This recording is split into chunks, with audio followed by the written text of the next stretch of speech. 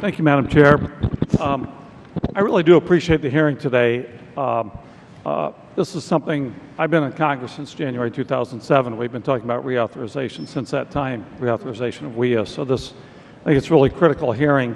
Also, I'm very happy that there are some references to sector partnerships in the majority bill. I want to thank Representative Platts for working with me on a bipartisan basis on the Sectors Act, which I want to point out did pass the House unanimously in the last Congress at the end of the last session in 2010. I also want to thank Chairman Miller and Mr. Tierney for including the Sectors Act and their Workforce Investment Act of 2012. And I urge the majority to continue to work in a bipartisan manner to produce a bill that can help get really millions of unemployed back to work and, of course, boost our overall economic growth. As I mentioned, I've been working to move forward this sector partnership for workforce and economic development for a number of years. I really do believe that we need to better organize training and education and bring together all the critical folks in a community around sector partnerships, and higher education, community colleges, very, very important there as well in my district, throughout Iowa, throughout the country. I think it's absolutely critical. Workers, unions, where they might have apprenticeship programs, for example, as well. And of course, management, of course, employers, to determine how to save and create new industries, how to streamline the system to get people the training they need, the skills that employers want. We are constantly hearing about the skills gap. That's a bipartisan concern, I think it's fair to say. I do have concerns about the bill and about the consolidation in the bill. I believe we really need to diversify input into workforce development systems through sector strategies because our communities are diverse. And to move forward, we're going to need to work together and not divide our communities. I want to ask each one of you specifically to give a response to me when it comes to sector partnerships, what you think about this particular bill and also the Democratic alternative as far as incorporating the idea of sector partnerships and support for sector partnerships into any reauthorization of WIA that we see moving forward. And I'd like to start with Mr. Van Clunen, if I might.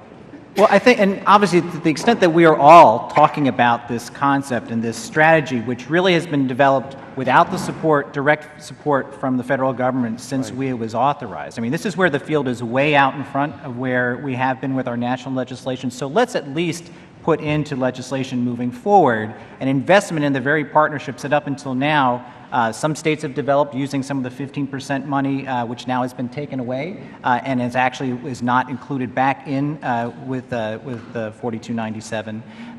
Let's really make that a standard that while we have some states that are doing this and some localities and some boards that are doing this, we have a lot that are not. Why do we not make that a standard that everyone who is receiving funding from the federal government for workforce development, that there should be some effort to organize employers by industry with other stakeholders? That should be a baseline expectation. We can't achieve that unless we actually put it into law. I do think that the Democratic bill actually does that in a number of different ways that we don't achieve with the Republican proposal. Thank you. Ms. Noble. Sector partnerships, Congressman, are just vital. I'll give you 3 examples. The Texoma partnership in Oklahoma, which was funded with 15% funds, we trained each of our boards in how to do it. And these still exist today. They're very strong. This is Oklahoma and Texas together dealing with what are the important industries. They identified them, built the partnerships, and each of the chambers of commerce contributed. Right. So that's the way you you finance some of this. Some of the best known states that I work with across the country have modeled after sector partnerships. Boston is important today in its workforce work because of the sector partnership that actually started under the PIC, right. That shows how old I am.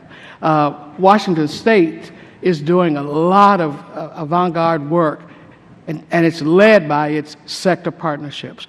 We funded it in Oklahoma and those areas. That's how our tribal nations, which are often separate, that's how they've come together with non-tribal entities. Right. Sector partnerships is industry leading. The key is industry leading. Thank you, Ms. Noble.